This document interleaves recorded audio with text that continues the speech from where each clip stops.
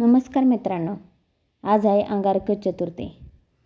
आजचा दिवस म्हणजे संकटांचा नाश करणारा, बुद्धीचा दाता, विघ्नहर्ता श्री गणरायाचा खास दिवस। अंगारक चतुर्थी ही नेहमी मंगळवारीच येते आणि म्हणूनच या दिवशी केलेली गणपतीची पूजा अत्यंत फलदायी मानली जाते। आता तुम्ही म्हणत असाल, अंगारकी चतुर्थी मंगळवारीच का येते?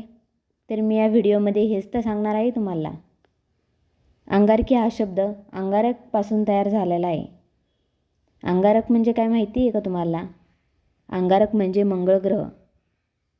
मंगळवार हा दिवस मंगळ ग्रहाचा मानला जातो आणि जेव्हा जेव्हा चतुर्थी मंगळवारी येते तेव्हाच तिला अंगारकी चतुर्थी असं म्हणतात।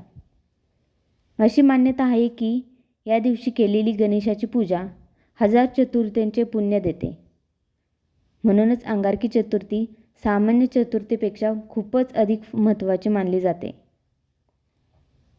अंगारकी चतुर्थी ही गणपती बाप्पांची सर्वात शक्तिशाली चतुर्थी मानली जाते। या दिवशी गणपतीची पूजा केल्याने मंगळ ग्रहाशी संबंधित सर्व दोष शांत होतात। मंगळ ग्रह हा ऊर्जा, धैर्य, आत्मविश्वास आणि संघर्षाचे प्रतीक आहे। अंगारकी चतुर्थीच्या पूजेमुळे हीच ऊर्जा सकारात्मक दिशेने वळते। अंगारक चतुर्थीच्या दिवशी चंद्रदर्शन केल्याशिवाय उपवास पूर्ण मानला जात नाही। चंद्रदर्शन करताना गणपती बाप्पांना मनातली इच्छा सांगितली तर ती नक्की पूर्ण होते अशी श्रद्धा आहे। अंगारक चतुर्थीमुळे आपल्याला काय काय लाभ होतात हे मी आता सांगते। यामुळे संकटे दूर होतात, मनाला शांती मिळते, नकारात्मकता कमी होते, कामात यश मिळते, गणपती बाप्पांची कृपा प्राप्त होते। अंगारक चतुर्थी म्हणजे श्रद्धा, संयम आणि विश्वासाचा दिवस। जिथं मन शुद्ध असतं तिथे गणराया स्वतः चालून येतो। अंगारक चतुर्थी वर्षातून फार कमी वेळा येते, कधीकधी 2-3 वर्षातून एकदाच येते।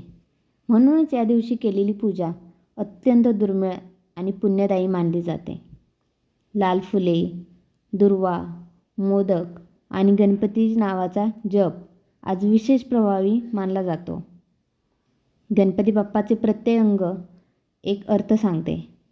गणपती बाप्पाचे मोठे कान ऐकण्याची कला शिकवते, छोटे डोळे एकाग्रता शिकवते, गणपती बाप्पाची सोंड ही जुळवून घेण्याची ताकद हे शिकवते आणि मोदक हे संयमाचं फळ हे आपल्याला शिकवून जातं।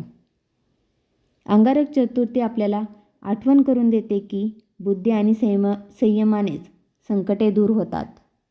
आजच्या धावपळीच्या आयुष्यात आपण सगळेच तणाव, राग, स्पर्धेत अडकलेलो आहोत। अंगारकी चतुर्थी सांगते, थांबा, एक दिवस स्वतःसाठी द्या, मन शांत करा आणि गणरायावर विश्वास ठेवा। अंगारक चतुर्थी म्हणजे देवाकडे मागणं नाही तर स्वतःला सावरणं आहे।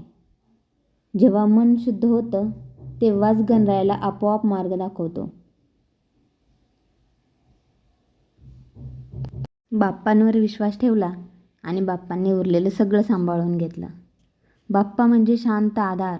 सगळे सोडून गेले तरीही चालेल, पण बाप्पा मात्र कधीच सोडत नाहीत। दिसत नाही म्हणून तो नाही असं नाही, बाप्पा नेहमी आपल्यासोबत असतो, कायम आपल्या पाठीशी असतो। म्हणून बाप्पांवर विश्वास ठेवा, श्रद्धा ठेवा। बाप्पा सगळं काही सामावून घेईल, सगळे संकटे दूर करेल आणि तुम्हाला सुख समृद्धी लाभेल। आजच्या व्हिडिओमधून मी एवढंच सांगेल, फक्त बाप्पांवर श्रद्धा ठेवा, विश्वास ठेवा, तो सगळी संकटे दूर करेल आणि आपल्याला साथ देईल। तसेच आज सगळ्यांनी बाप्पाची पूजा करा, बाप्पांवर विश्वास ठेवा। संध्याकाळी मोदक वगैरे करून बाप्पांना प्रसाद द्या। चला तर आजचा हा व्हिडिओ एंड करते।